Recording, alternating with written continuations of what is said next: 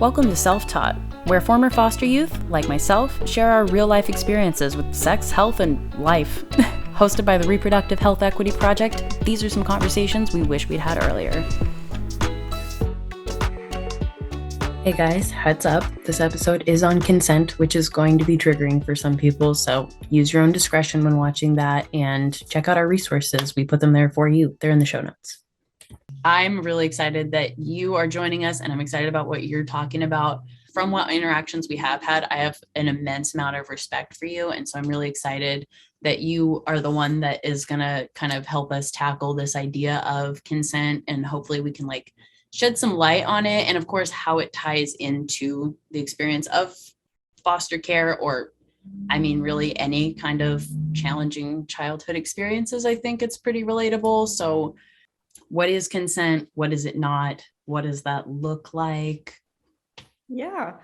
So for me, consent looks like this. Consent is a place where people are empowered to say yes, to say no, to have the authority to have their bodily autonomy and what and who they want to share that with. And understanding that consent isn't just about sexual activity either. It's about emotions and finances and relationships and understanding emotional boundaries within people in your life. And consent isn't taking advantage of other people, and it's understanding that you also might not be asking for consent from someone else, and it might be in a less obvious way. You might think that you're very respectful of others, but it's good to self-acknowledge where you've gone wrong to try to be a better person every day.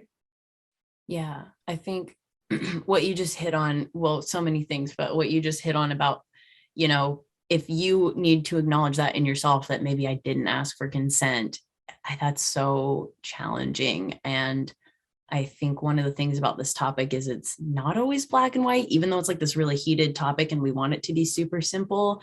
It's not always, sometimes there are things that aren't, they're neither here nor there. That's just inappropriate or disrespectful, but it's not necessarily the maliciousness of, predators. So, yeah, I'm excited to hear more about what your thoughts are on that. And would you want to share a little bit more about what's made you feel moved to speak on this subject? I don't think this is your first time talking about it either. So this is for me, consent is something I'm really passionate about because it has to do with every aspect of human development.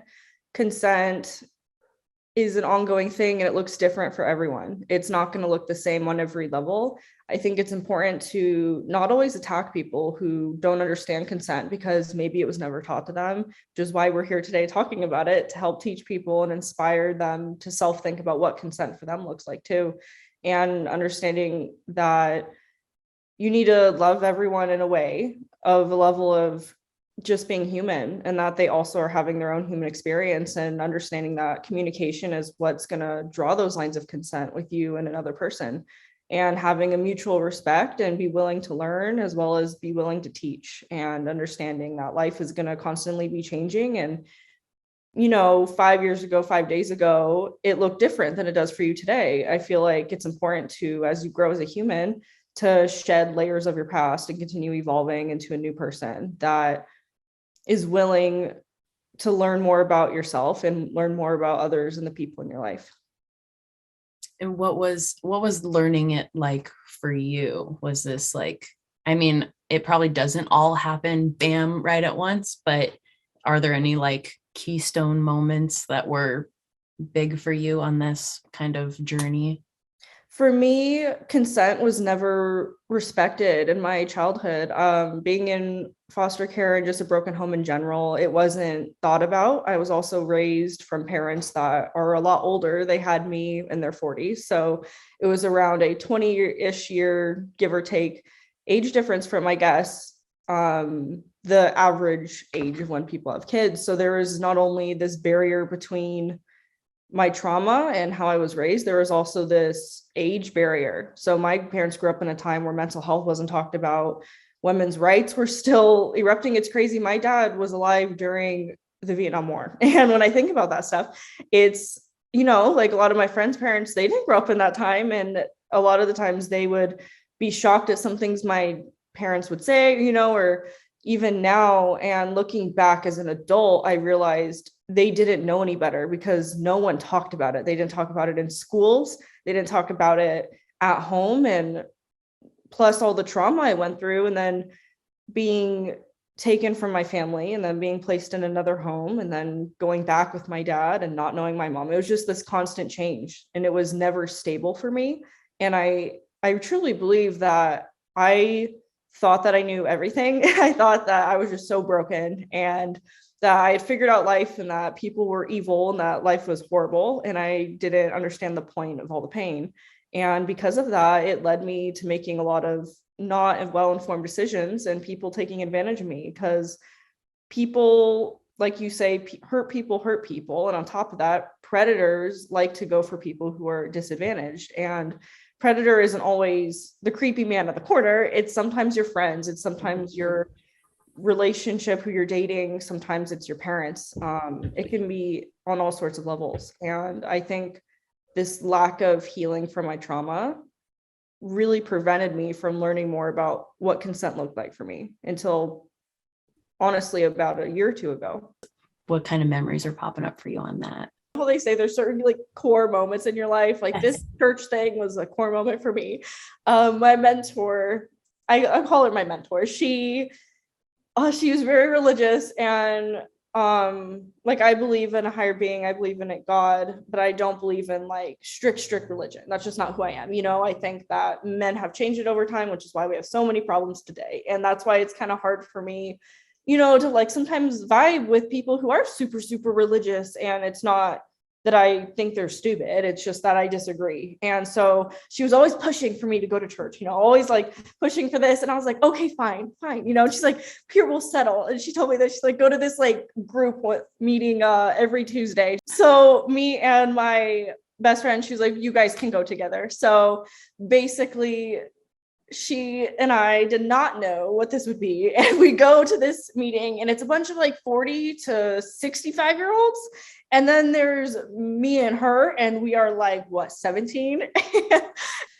We go in the first day, it's like they start talking about rape and really heavy topics. And we both look at each other like, okay, what did she do? Like her aunt, like, what did she send us to?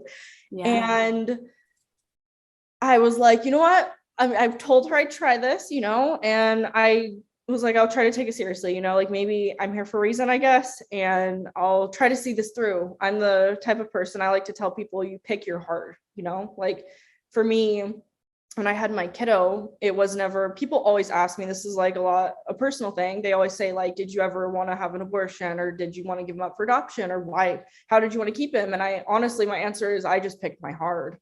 Everything in life is hard, and everything's going to have challenges. So I picked my heart for me, like what I wanted to go through. So okay, for this, I realized I'm going to pick my heart with this, and I'm going to just dive into it. And I had never even thought about these traumas that I had. And for me, I knew it would be hard, but I would rather go through that instance than live a life full of suppression. So even though I wasn't super religious and I didn't, read their Bible scriptures, they would have us in our weekly assignments. They helped me understand all these moments that I was taking advantage of in so many different ways. And I realized I had been sexually assaulted a lot more times than I realized. And obviously there's the times where it was a no, and I knew those, and those lived with me and still do. But then there were the times where it was on the red line. You didn't really know if it was a no, and you kind of blame yourself and think, well, maybe it was my fault, that it happened. Maybe I wasn't vocal enough, and because of that, it was actually the one good thing about this cult class I took was that they actually did have some education in psychology, like the instructor, so it wasn't like they actually knew what they were talking about and how to talk about it. So because of that and the tasks and assignments, it was a self-growth class, to really take these situations and to heal from them, and to not have this blame, this like victim and imposter syndrome that you kind of have. And I remember she wanted us to write down every person that we knew that it was just should have not happened. And then we had to write down the next week all the times that it was, the maybes. and then write down all the times that it was I was comfortable with this, right? And I knew that it was bad when I had more no's than I did yeses. And because of that, it was just really hard. It was really hard for me to see that on paper. And I actually kept that paper to this day, just as a reminder of what I need to do for myself so that it never happens again. And obviously you can't always control that, but I think that controlling my healing, that is something I can control. And if I'm a healed person and trying to heal every day, no one's going to be able to take advantage of me like that again. And that is the one good thing that I took out of that crazy class that she had us go to in high school. But it was definitely hard for me, like going to that at night and then the next day going to high school, Yeah. I'm so glad you shared that story. Because that's new for me too. And best believe I'm gonna give that a try later. Luckily I don't have to go to high school tomorrow. It's hard to like unpack all of that and then like, okay, go back to your regular day-to-day life. And you're like, okay, sure, we could do that. Wow. When I was a young girl, I remember just wanting to know why. I was like, I want to know why about everything. And I thought I wanted to be a psychiatrist when I was like 12. And little did I know, a psychiatrist isn't even the one that talks to people. That's a psychologist. But I didn't know that at 12. I just thought it was all about the same.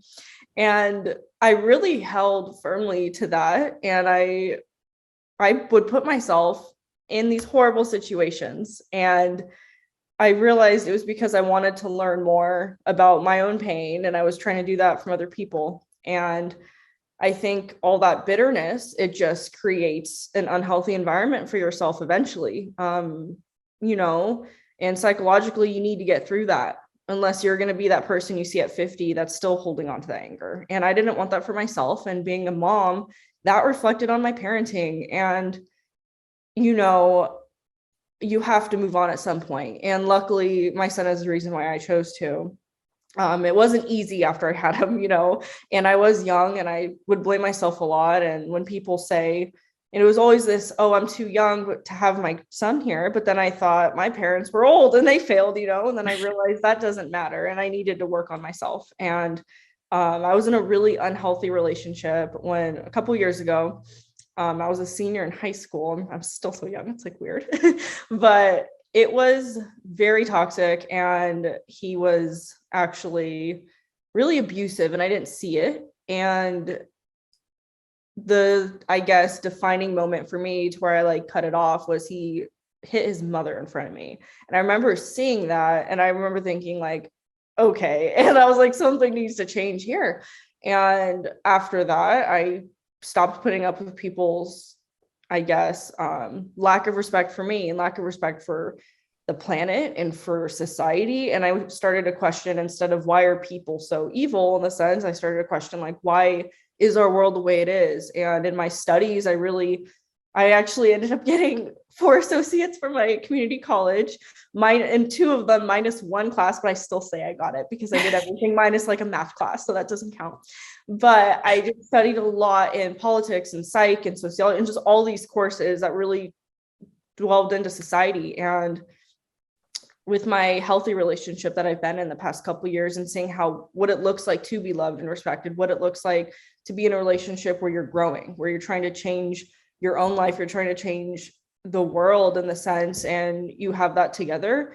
I realized how important it is for other people to hear that too, and for other people to hear my story. And even though it's hard to talk about sometimes and to think about, I'm going to disappoint myself. And I like to say right now, I'm still obviously in this healing phase, and healing takes time. It's not going to be done overnight or in a week or in 6 months. For me, it's like continuous, and some weeks are harder than others. Some months are harder than others. And then sometimes it's okay. And I realized it's okay to understand disappointment. It's okay to be disappointed in yourself, to be disappointed in life, and to want to make a difference, because that is what's going to change issues in our world. That's going to change how people respect each other, and that's going to change consent on so many levels. Yeah, I think we sort of glossed over, you mentioned that you're in this really good relationship now. How does that contrast to before, like being taken advantage of and stuff, and how how do you recognize it, and how did you get there, and why is it better? This sounds so cheesy, but and this is horror. I mean, this is bad, but I honestly didn't even care at the time. But I met him kind of while I was still with that really bad guy that I was dating. Sort of. It was like, in that middle ground where you're like a situationship, but you're still officially broken up, but you're still kind of tabling in, and texting them and stuff. Yeah.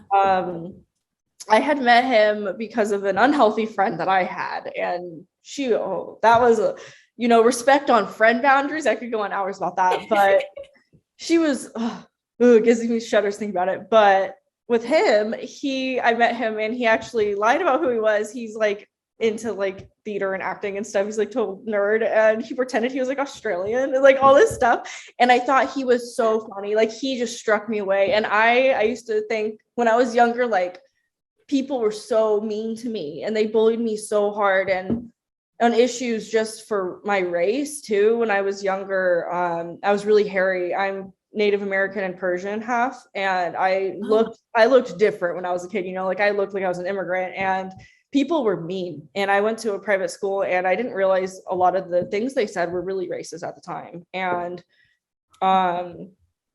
I had all this like anger towards people in my younger years, and I thought I was all cool then. I wanted to be hot stuff. And then when I hit puberty, I became, I guess, hot stuff. So then I was so mean to other people. And from that, I realized I lost who I was. I didn't know who I was anymore. My interests changed, trying to fit in with this ideal standard of what a woman should be and what someone trying to be popular should be, and someone trying to run from their past and hide that they had a broken home and were in foster care and had these bad experiences with men. And when I met my boyfriend, he brought out my total nerd side, and I felt at home from the minute that I met him. I really did. And I like looked at him and I'm like, oh my God, like I'm like, I want to be with, like, literally it was so weird. It was the same night that he met me. He was joking, obviously, but he invited me all in one night to a formal at his college, to go visit his friend in Arizona, and to a concert because he just wanted to plan everything with me, and he didn't even know me. And I remember laughing like, oh yeah, like, like, sure, like I'm not going to meet you again. And we have seen each other every single weekend since that day, almost 3 years ago.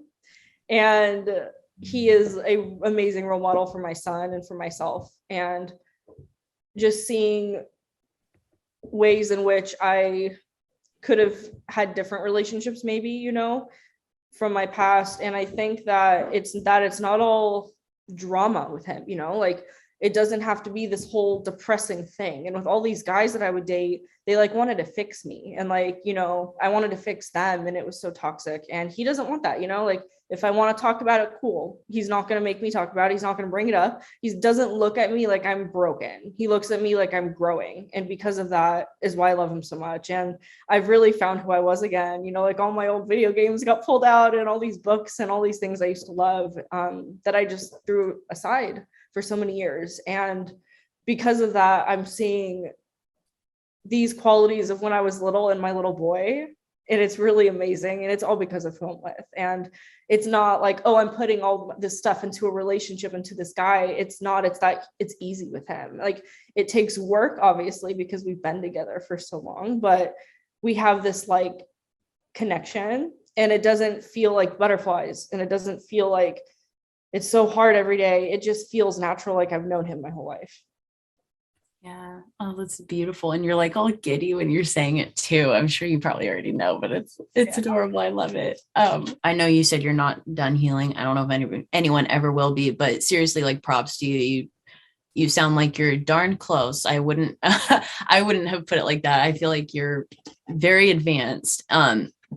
Would you be open to talking a little bit about like what makes it difficult on your side, or at least past you, like difficult to ask for or really demand consent and respect for you, given background and all that good stuff? Not to like not to say that you should have to demand it or ask for it. It should be a given, of course, but Yeah, I feel like I've made a lot of mistakes. I've hurt so many people myself, and there's a lot of things I've done that I am not proud of.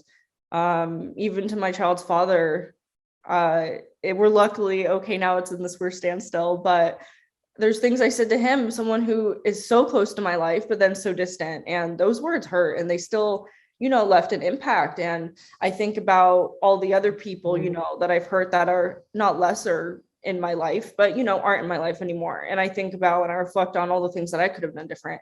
And then all the people that wronged me. And I realize it's just this horrible cycle, and it's not going to change unless you make that difficult change. And for me, like, it's definitely hard because wanting respect from people isn't, it should be, given, like consent should be an automatic thing, but it's not. And you have to earn this trust with someone. And I think that people get confused earning trust with consent, and respect. Like they're all just so similar and they're totally different. And we forget that it's all one and the same at the end of the day. And I think for me, it's hard, especially when it comes to healing in my own relationship and moving forward, because you have all these past barriers you're trying to work forward, from. And that includes like cutting people off sometimes and understanding that growth is okay and that you don't need, like, people are in your life for a reason and people come and go. And once you come to terms with that, I think it's a lot easier. And, it's okay. I've had people that really stood by me in hard moments in my life. And now we don't speak, but there's no hatred. There's only love there. And I think that that's because of this respect we had for each other. That's because of this, consent. And then there's other people that they're not in your life and it's negative, and it's because they didn't respect that consent. Understanding that at the end of the day, you have to put you first. And if someone's not willing to work with you on what you want to be treated like, then you have to move on at some point. Yeah, it's reminding me of something I read somewhere about, like, the only people that are going to have a problem with you setting boundaries are the people that benefit when they get to break or whatever those boundaries. And yeah, if that means that person's not in your life anymore, it's might be tough, but it's probably going to be worth it in the end.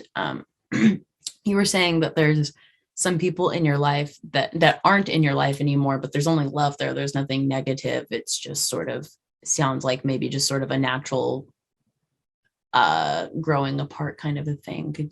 Could you expand on that? Are you open to that? Yeah. So one of my, I guess, biggest mentors that I had in my life that really taught me about self-love was my best friend's aunt. And that's kind of a mouthful. It was always hard explaining who she was, to people. But for me, she wasn't like a mother figure. She was like a friend, but also like a role model and a mentor for me. And she had so many positive impacts in my life. She helped me so much with the pregnancy and then afterwards. And I always thought she was, I don't know, like she would be there forever, like how she was then. And sometimes I was even closer to her than my best friend. And I've known my best friend since I was 5, and I've known her aunt respectively, the same time. And for me, like, it's crazy to think that I don't really talk to either of them that much anymore. And it's not that, there's any negativity. It's kind of not even growing out of it, but just like life moves on and people's passions change. And I think that her goal for me was to get to this place of self-healing where I'm at today. And she helped me make it here. And she has her own family and she gave up so much, to help me get to this place. And she has 3 kids. So it's kind of like, like she gave up a lot of herself and her relationship with her husband and her children to be there for me and my baby. And I think that is really how I want to treat other people going forward. And having that person that was like my role model with how people should be treating me in relationships and watching her healthy relationship, it shaped the way that I view my own self-love because of her. And I think it's okay to have differences with people. And we do have a lot of differences, I care about different issues and she does. We have different politics, whatever, but it doesn't matter because we both loved each other and we both had such a good impact in each other's life. And I want to carry that on to someone else one day.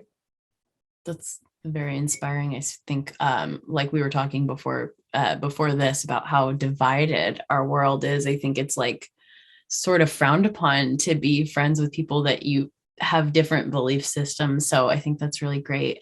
Could you speak to like what made her a role model for you? For me, I've had a lot of, I call them like extra moms and dads and extra grandmas. And I've gotten older and realized a difference between somebody who is an older friend who's a lot of fun and been a great support to me, but maybe isn't the super responsible role model mom, if that makes sense. So what is that?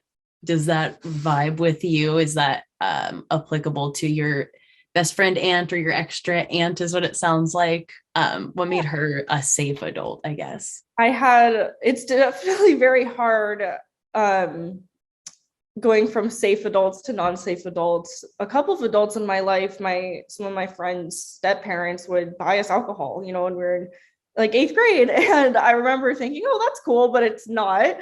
And in high school, the moms that would lie to your parents to let you go out, like it ranges. And she was the one adult in my life because I would tell her everything. Like there was like, I didn't care. Like I was telling her everything. And she would call me out, and tell me who was an unsafe adult. And I would be like, no, like, because I was like, what, 15, 16, and even younger than that. And I think that that's what built this relationship of trust. She never went around telling my parents, but she wasn't unsafe.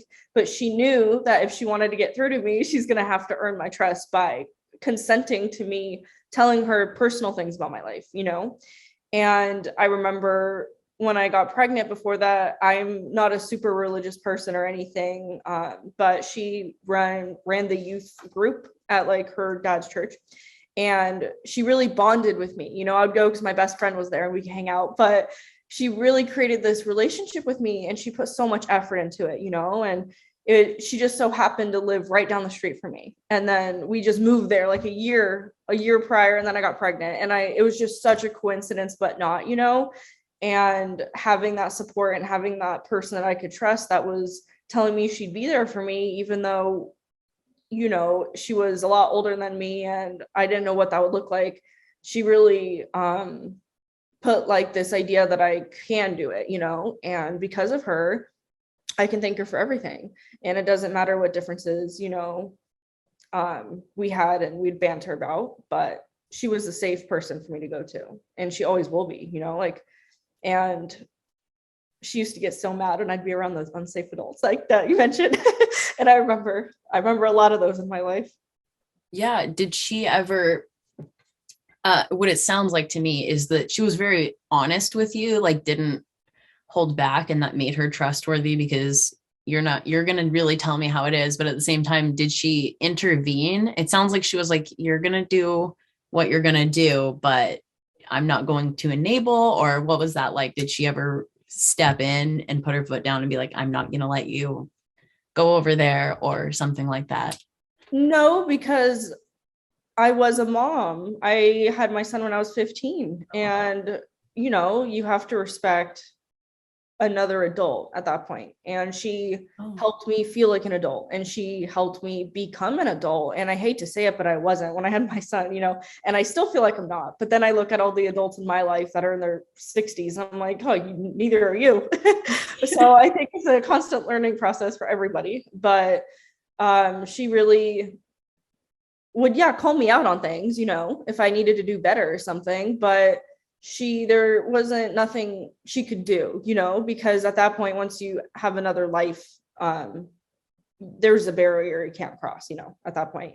But she would help guide me about what role model I wanted to be for my kiddo. And that is how she got through to me, like just by implementing this fact of, well, how do you want to seem, like, how do you want to be for him? And just helping me get there, helping me stay in school and being that person I could cry to, if I was struggling with things, and telling me I shouldn't text that guy, because they're unhealthy, but still understanding that I was young and not forcing me into this whole, now you're a mom, you have to do this and this, like I did get experience a lot of my youth still, and I respect her for that.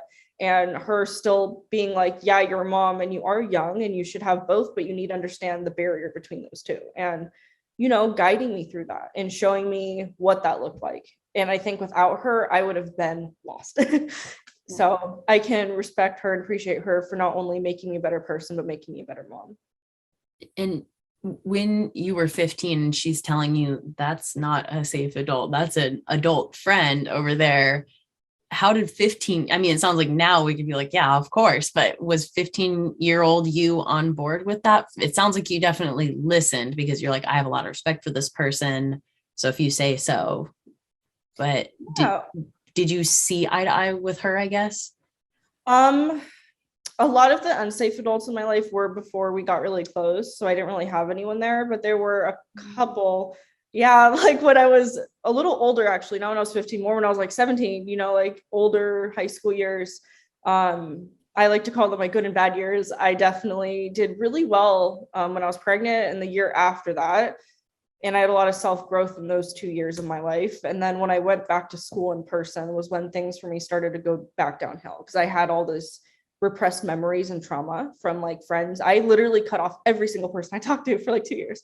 And I just wanted to focus on myself, get through the pregnancy, get through this. And I think when I went back and started to let in all these repression that I was having, I wasn't able to handle it. And I just let it all in too fast. I let in all these people in my life. And that, allowed people that weren't great to come into my life too. And I think it's good to acknowledge that. And some, were adults. And like my friends' parents and my friends were totally fine, but their parents weren't, which is crazy to think, like they just wanted to be fun or whatever. And I just didn't understand what she was trying to say at the time. I did listen because at that point, like I was starting to have more goals and I could see people a little bit easier, but people still treated me bad and emotionally abused me. And I was getting emotionally abused by adults in my life, which is really crazy to think about, and just them laying on all their 50 plus years of drama on me, like little 17-year-old me.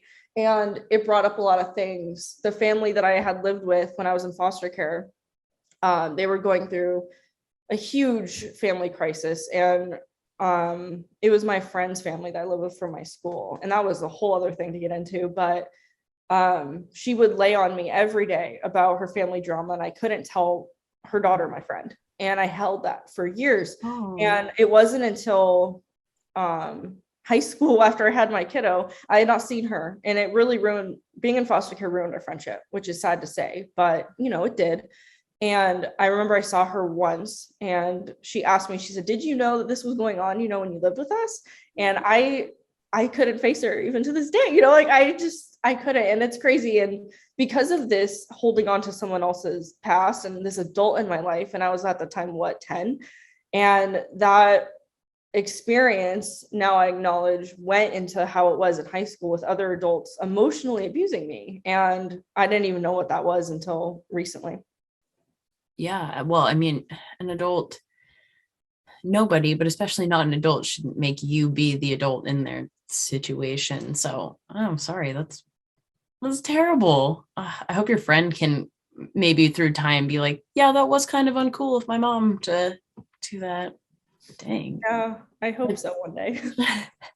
Did you want to say anything else before we close up? Or people wonder why there's no change happening and why people are still not understanding like this basic level of consent, right? And this basic level of body freedom. It's so important if we do want to create different statistics for foster youth regarding consent. The society has to change. And I really hope that I can be a part of the change. Thanks for stopping by. To hear more and support our cause, like this video and subscribe to our channel. And check out fosterreprohealth.org for more resources.